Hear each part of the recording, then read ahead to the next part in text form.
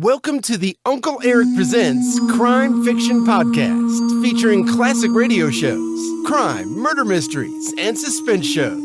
We're so glad you tuned in for this current classic episode. But first, a few show comments and episode notes from Uncle Erich. Welcome back, folks, to yet another suspense-packed episode from the Uncle Erich Presents Classic Radio Series. I do hope you are enjoying these episodes, and I am so happy you tuned in again. Today's classic episode comes from the Mysterious Traveler radio program and is titled, No One on the Line. The Mysterious Traveler radio show was a popular series in the 1940s that told tales of mystery and suspense. The show was known for its eerie opening announcement. We now invite you to step into the dark shadows of the strange and unknown with the man who knows no fear, the Mysterious Traveler. One of the most famous episodes of the series is No One on the Line, which aired in 1946. The episode tells the story of a man who receives a phone call from a stranger, only to find that there is no one on the other end of the line. As he tries to figure out who made the call, he realizes that he is being watched, and that someone is trying to kill him. The episode is a classic example of the series' ability to create suspense and terror, and it remains one of the most popular episodes today. If you like this episode, please consider buying Uncle Erich a cup of coffee at the support link below. Thanks a million. Now, enjoy this episode titled, No One on the Line.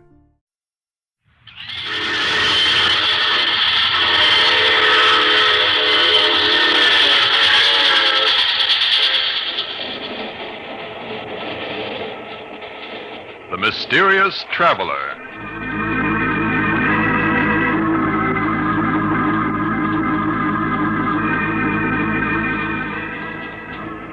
This is the Mysterious Traveler, inviting you to join me on another journey into the realm of the strange and the terrifying. I hope you will enjoy the trip, that it will thrill you a little and chill you a little. So settle back and get a good grip on your nerves, if you can.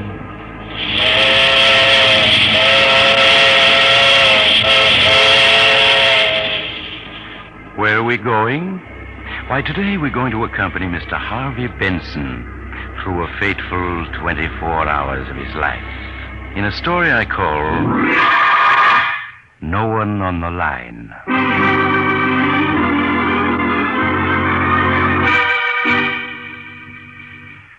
Our visit with Harvey Benson begins on a Wednesday evening in summer. Harvey, a self-made businessman, is smoking a cigar and reading the paper, while his wife, Linda, reads a book. It's really quite a picture of peaceful domesticity. Well, that's that. Nothing much in the paper tonight, dear. Too bad your poker game tonight fell through, darling. I know how you look forward to Wednesday evening. Oh, well, it doesn't matter. Good book you're reading? Oh, yes. Yes, it's very exciting. It's a new murder mystery everybody's talking about. I would have guessed it was rather dull from the way you've been looking at the same page for 10 minutes now. Oh, was I? I must have been wool gathering. Well, I guess I'll go... Oh, the phone. I'll get it, Linda. No, sit still, Harvey. You're tired. I'll answer. No, I insist, my dear. Hello.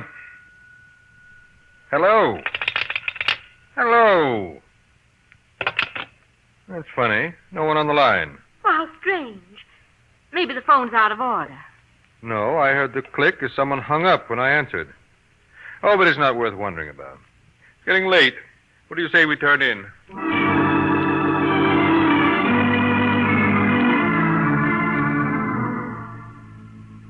And now we join Harvey again at breakfast the following morning.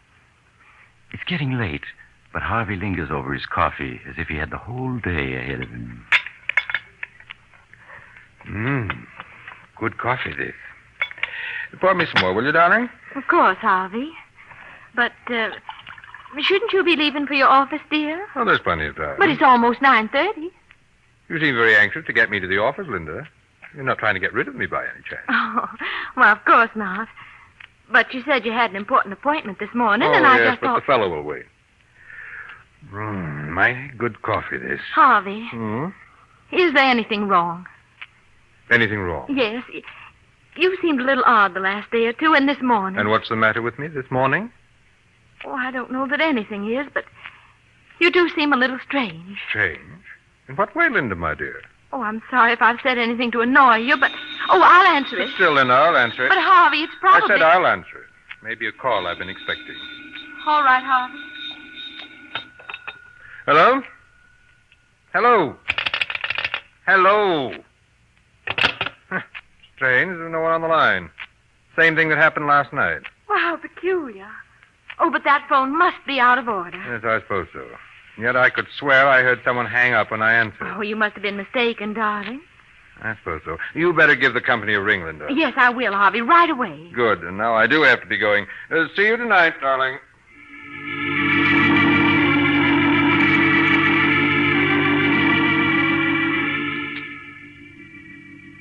So now we accompany Harvey Benson to his office. Because we're spending one complete day with him, remember? His office is large and luxurious, reflecting the success Harvey Benson has achieved in the world by hard work and constant vigilance. Once arrived there, Harvey plunges into his work until shortly before noon, the sound of the inter-office phone arouses him. Excuse me, Mr. Benson. Oh, yes, Miss Johnson? Mr. Mungo is here to see you. Shall I send him in? No, ask him to wait. I'd like to see you for a moment first, Miss Johnson. Certainly, Mr. Benson. I'll be right in. Yes, Mr. Benson? Sit down, please, Miss Johnson. Yes, sir. I brought my book. You won't need it. I just want to chat with you for a moment. I don't understand, Mr. Benson. I just want to talk to you, that's all. I don't believe you and I have ever talked before, as person to person, have we? No, sir, we haven't. And you've been with me 7 years, isn't it? It's 7 years next month. 7 years, and we've never talked as equals. But then, I've never needed advice before. You've noticed that I never ask advice, I suppose. Well, yes, I have, Mr. Benson. Make your own decision and act upon it, is my motto. And yet, now I'm going to ask your advice as a woman, not as a secretary. Well, I'll try to be helpful if I can. Good. Now then, picture for yourself a woman who has always been very practical and, well, let's say rather cold. Suddenly this woman becomes dreamy and absent-minded. She stands for minutes at the window, looking at nothing. You speak to her. She doesn't hear you. What would you deduce from that? Why, I'd say she was in love. Excellent. Now, suppose this woman is married. Suppose on several occasions when her husband is in the room... You're following me, aren't you? Oh, yes, sir. Suppose on these occasions the phone rings and this married woman answers. And each time she tells the party calling he has a wrong number. What then? Why, I suppose that could happen. But now, Miss Johnson, suppose on several occasions the husband answers and the party at the other end hangs up without speaking. Why, it sounds like someone trying to call the wife without her husband knowing about it. Exactly. I felt sure I couldn't be wrong. But it's helpful to have your opinion and back me up. Thank you very much, Miss Johnson. Why not at all, Mr. Benson. And now, please send in Mr. Mungo. Yes, sir, right away. Mr. Benson will see you now. Okay, sister. Good morning, Mr. Benson. Come in, Mungo, and close the door. Sure, Mr. Benson. Sit down. Yeah, sure. You have the information for me? Everything's right here in my report. Good, let's have it. I checked thoroughly on the 4 names you suggested. And which one was she meeting? I only witnessed one meeting, Mr. Benson. The other time, she gave me the slip. Then you don't know your business. Well, what she did was go to Duke and Baker's department store, take a dress into one of the fitting rooms, and then leave by another door. I couldn't very well follow her there. You should have managed it somehow. Never mind that. What did you learn? I'll give you the general report first before mentioning names. All right, do so, but don't dawdle about it. Yes, Mr. Benson. As you'll see, I've called the 4 individuals you suggested parties A, B, C, and D. Yes. Now, party B, Mrs. Benson knew before her marriage, but I found no evidence they have ever communicated since. Yes, go on. Parties C and D she also knew before she became Mrs. Benson, and from time to time she's seen both of them since. But those meetings appear to have been accidental. Maybe so. Get on with it. But party A, the architect one, I traced him back to Atlanta. That's his hometown. Yeah? She comes from Atlanta, too. Yes, they went to high school together. Were sweet on each other for a year or two. He used to keep her picture in his room. Oh, he did he? Yeah. And since he reached New York 3 months ago, he's phoned her 4 or 5 times, according to the switchboard operator at his apartment house. Yes, of course. I remember how excited she was when they met at the Jennings dance 2 months ago. And 3 days ago, get this, when Mrs. Benson was downtown shopping, she dropped into Rass for lunch, and she ran into him there. No doubt it was a planned meeting. It was very cleverly done. Then they sat for 2 hours talking, and, well, that meeting was no accident. No, of course it wasn't. Donald Arkwright. Yes, I was sure of it. Yes, sir. But if you want me to keep on following No. It's time for more decisive steps. I don't understand. You're not supposed to. But if you knew me better, you'd know that the moment my mind is made up, I act. I see, Mr. Benson. And I propose to act now. So send me your bill and forget the whole affair. Very good, Mr. Benson. I'll forget the whole affair. I'm very good at that. Good day, Mr. Benson. Goodbye.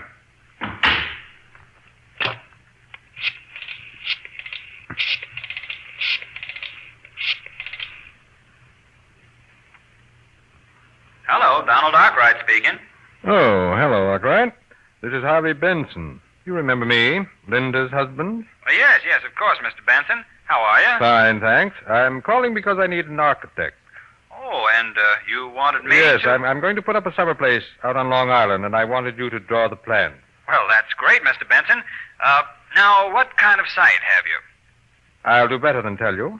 I'll show it to you. That is, if you're free to drive out with me this morning. Well, I do have an appointment. Cancel it. This will be well worth your while, I assure you. Well, all right, I will, Mr. Benson. Good. Then I'll pick you up in my car. Say about 45 minutes. All right, that'll be fine. I'll be looking for you. Good. I'll see you shortly then. We'll have lunch on the way. Miss Johnson, Yes, Mr. Benson? I'm leaving for the day. Cancel any appointments I may have.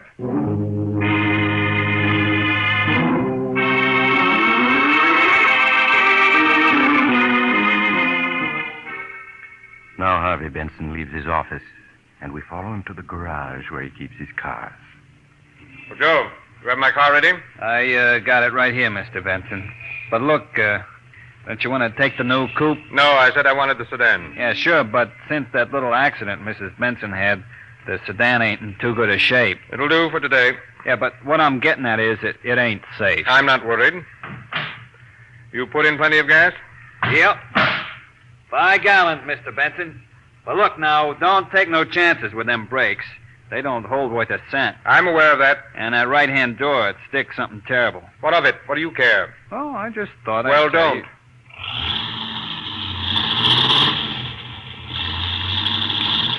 Golly, he's certainly in a hurry. With them brakes the way they are, he'll kill somebody if he ain't careful.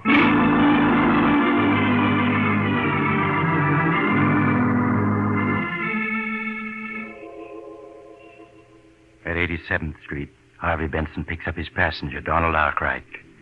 And several hours later, they are far out in a lonely section of Long Island. Just a quarter of a mile more, Arkwright. Up ahead on top of those cliffs. That's where my lots are. I surely appreciate your asking me to prepare the plans, Mr. Benson. Linda suggested you for the job. Said you were a first-rate architect. Well, that's swell of her. I wasn't even sure she'd remember me. Oh, she remembers you very well. I could see how happy she was to meet you at the Jennings party. Yeah, I was tickled that she recognized me. After all, it's 6 years since we last met. Well, why shouldn't she recognize you? After all, you were sweethearts, weren't you? Well, I suppose you could have called us that. We did have some good times together. Riding, hiking, and dancing. Well, it's plain she still thinks a lot of you. Now, there's the site. Right up ahead. Oh, yes. Smack on the edge of the cliff, huh? Well, you'll have a nice view all the way across the sound. 80 feet sheer to the water. Not another house in miles. Look, you can see all the way down to the rocks from the bend in the road here. Well, those waves sure are kicking up a fuss. A man wouldn't last long down there. No? No, not long. But you don't have to worry. I'll build you a house that'll never slide over the edge. I'm sure you'll never give me any cause to worry. Well, here we are. Have to pull the car a bit off the road, though, to park. Oh, Pretty steep here. Yes. I'll have to put in a retaining wall. Terrace the ground, I guess. There. I got her off the road. We'll leave her here, where we'll have room to turn around when we're ready to start back. Sure hope you have good brakes. I'd hate to slide over onto those rocks down there. I'd hate to myself. Oh, want to get out and block the wheels for me? Oh, yes, of course. Yeah, door won't open. Seems to be stuck. That's right. That door does open hard. Never mind. I'll get out on this side and block them. Well, say, aren't you forgetting to set the brakes? Not necessary. But this slope is steep here. I know what I'm doing. But look, the car's moving already. It's starting to roll forward. Yes, it is, isn't it? And it'll keep on rolling. Mr. Benson? I can't stop your car. The brakes won't hold. Mr. Benson, it's gone over the cliff. It's gone over the cliff! Harvey stands there, watching the car roll toward the edge, while his passenger struggles frantically to get out. It only has 10 feet to go, 5 feet, and then on the very edge, the wheels twist against a rock, and the car stops. Harvey runs down the slope and reaches the spot just as Donald Arkwright manages at last to scramble out. Mr. Benson, you did that on purpose. Yes, Arkwright, I did. You tried to kill me. Exactly, I tried to kill you. But why? You must be crazy. No, Arkwright, only myself.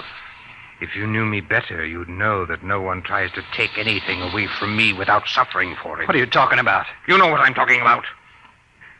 What's mine is mine. And everything that's mine, I keep. You are crazy. I can see it. Get away from me. Take your hands off of me. No, Arkwright, you haven't a chance. Let me go, I say. You'll do nothing. In this world, a man has to be strong and ruthless to stay on top. And I'm both. No, you're pushing me toward the edge.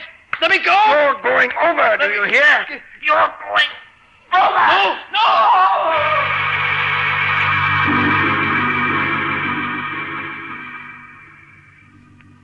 For a moment, Harvey stands, glaring down at the white-capped waters that have received his victim. Then he turns to the car. A quick twist of the steering wheel, a push, and the car is gone. Then Harvey turns away, back to the road. He walks a mile, 2 miles, 3, until he gets a lift from a driver who takes him to the nearest state police barracks, where State Police Sergeant Thomas hears his story. Mr. Benson, you say you got out of the car to block the wheels, and the car started rolling forward? Yes, Sergeant. Arkwright tried to open the door, but it stuck. The car was at the edge by the time he got it open. He jumped, but he was too late. I see. All right, I have the details straight. It was horrible, Sergeant. He was my friend. There was nothing I could do to help. Nothing. Yes, I understand, Mr. Benson. You were quite alone at the time? No witnesses? No, we were miles from the nearest house. Why do you ask? Well, because there's a Boy Scout camp about a mile from there, Mr. Benson. I thought some of the boys might have been within sight. Oh, no. There wasn't anyone in sight. I see. Well, I guess that's all, Mr. Benson. It's just about dark now, so we probably won't recover the body before tomorrow. I'll notify you the minute we do, so you can identify your friend.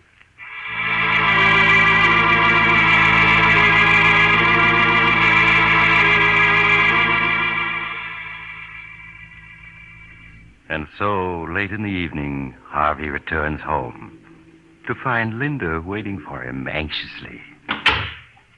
Is that you, Harvey? Yes, my dear, it is.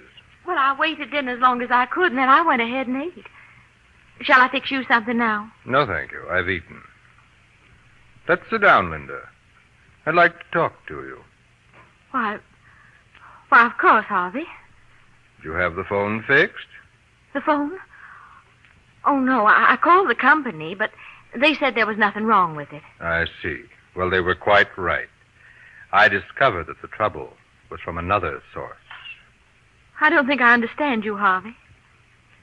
Linda, my dear, do you consider me a fool? Well, of course not. Don't you suppose that I've known what was going on for some days now? Just what do you mean, Harvey? When a woman suddenly takes to mooning around the house, staring out the window, not answering when she's spoken to, The signs are unmistakable. Are you speaking about me, Harvey? And when that same woman gets several phone calls while her husband is in the room and each time tells the caller, "I'm afraid you have the wrong number. There's no one here by that name," it would be a very stupid husband indeed who failed to notice.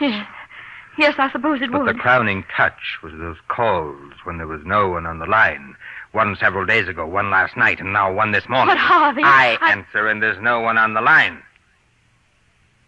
But who's there when you answer? That's what I want to know, Linda. Well, what have you to say? There isn't much I can say, Harvey. Oh, then you admit it. Those calls were from someone I wasn't supposed to know about. Someone you're in love with. Yes. Someone I'm in love with. Someone I've been trying to bring myself to tell you about. Someone you've been meeting at Tawdry Rendezvous. Nothing of the kind. We've met, yes. But they've been perfectly innocent meetings, lunch, and a walk in the park. Nothing worse than that. You're a fool to expect me to believe that. Yes, I suppose I am. And yet it's the truth. Well, it doesn't matter. But may I inquire what your plans are? I want a divorce, Harvey. So that you can marry this unknown who telephones you and then hangs up when I answer. Yes. And I'm sorry that ever happened. It was my fault. I suggested it. You see, I was afraid of you, Harvey. Afraid? Of me? Of your loving husband? I was. But I'm not anymore. I only want to be free of you. Free to marry the man I really love. Very interesting, my dear, but slightly impractical. Do you really think I'd let anyone take you away from me? I'm afraid you have no choice. Well, you're wrong. It's you who have no choice. You're penniless, Linda. You have no family, no money, no training. You have only me. What are you trying to say? I'm just leading up to a story I have to tell you, Linda. A very tragic story which occurred only this afternoon.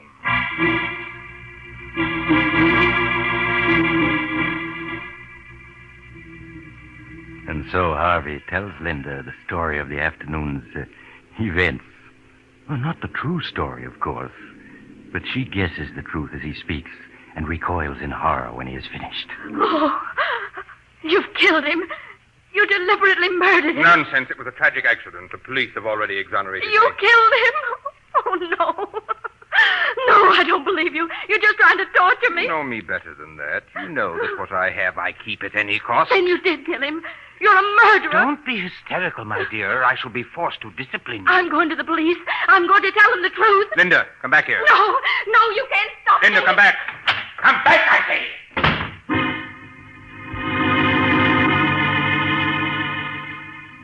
Linda is gone before Harvey can get to the door. Harvey pauses, irresolute. Then he shrugs, turns back, sits down, lights a cigar.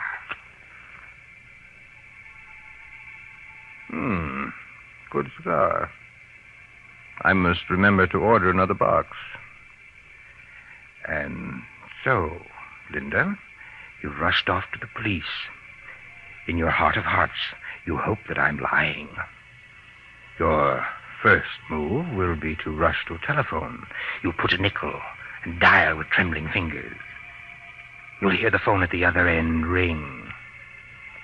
And with beating heart, you'll wait, hoping against hope that Donald Arkwright will answer. But he won't. And then you'll know I've told the truth. Then, will you come back first, or will you go on to the police? I rather think you'll go to the police, for you are excited just now. And you'll return with a detective or two. I shall have to explain to them, tell them of your hysterical spells. Then you and I will be left alone. And in a day or two, I think we'll leave on a little trip. Yes, up to my hunting lodge, where we can be alone there. And we'll get to know each other well again. Very well. And in the future... Oh, the bell. So you're back already, Linda. I guessed wrong. Just a moment, my dear. I'm coming. Harvey crosses to the door, opens it, and recoils in surprise. Good evening, Mr. Benson. Well, if it isn't Sergeant Thomas. And I see my wife is with you. Yes, we met in the lobby. She came back up with me. I'd like to come in. Why, of course. After you, Mrs. Benson. These other men will wait out here. Thank you, Sergeant. And now do sit down, Linda. And you too, Sergeant. Oh, cigar. No, thanks.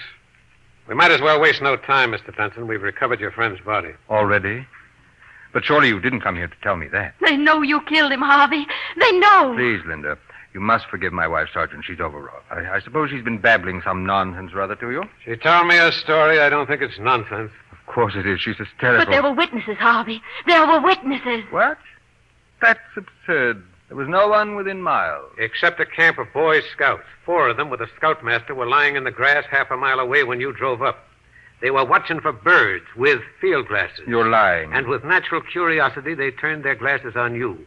They saw your struggle on the cliff. No, you're lying. They went to another police barracks to report, or I'd have been here sooner. Here are copies of the affidavits they signed. Affidavits? Yeah. Look them over. Affidavits. 5 of them. Yes, they seem to be in order. So there were witnesses. I dare say their evidence is unshakable. You haven't a chance, Benson. Well, those men outside are city detectives. Are you going to come quietly? Yes. Why not? What else is there to do? You're caught, Harvey, and I'm glad. Glad. Yes, I'm caught. But precious little good that'll do you, Linda, because he's dead. Do you hear? Donald Arkwright is dead. Donald Arkwright? Yes. You wonder how I knew it was he, don't you?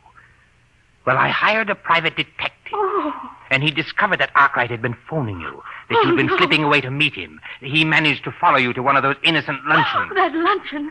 But that meeting was an accident. A very clever accident, but not clever enough to save Arkwright, because he's dead, do you hear? And no matter what happens to me, I've beaten you. You're insane. You always have been with your lust for power, and I never guessed it till now. Fine words. But they won't change the fact that your beloved is dead and that I've taken him from you. You killed Donald Arkwright because you thought I was in love with him. You've killed the wrong man. No, I didn't. It was Arkwright. I know it. Oh, no. Don Arkwright was just an old friend. The man I love is someone you've never met, whose name I see now you don't even know. I don't believe you. You've committed murder and you've been caught, and all for nothing. No. And that knowledge is worse to you than any punishment the law can inflict. You're lying. It was Arkwright who phoned and hung up when I answered. I tell you it was. It couldn't have been anybody else. No. No. Better answer it, Mrs. Benson. No, I'll answer it.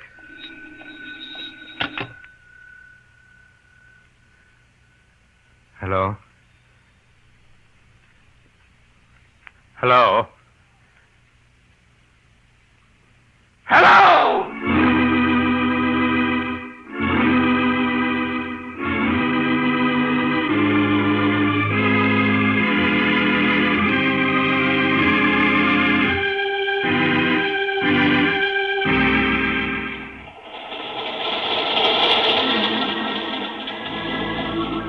This is the mysterious traveler again. Well, that was rather a hectic 24 hours for Harvey Benson, wasn't it? He shouldn't have been quite so sure of himself. It never pays. Those phone calls now. If you get any calls and find there's no one on the line, don't be quite as hasty as he was. You might get into a bad jam. I know someone else who didn't wait to make sure of his facts, and he... Oh, you're getting off here. I'm sorry.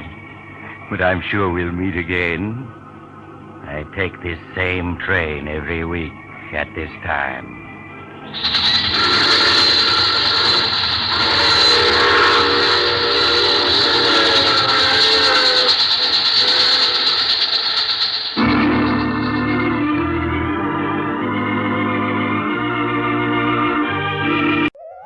I hope hope you enjoyed this latest Uncle Eric Presents episode. Stay tuned for the next exciting episode. Please check back often and make sure to subscribe to my podcast so you won't miss the new exciting episodes. In the meantime, scroll up or down to find other exciting episodes to listen to. Don't forget to visit UncleEric.com to see and listen to all the program categories and episodes. There are also hundreds of the old classic crime and detective television show episodes you can watch as well. They're a hoot to watch. That's UncleEric.com. If you like this episode, please consider buying Uncle Eric a cup of coffee at the support link below. Thanks a million. Thanks for stopping by. Bye-bye for now.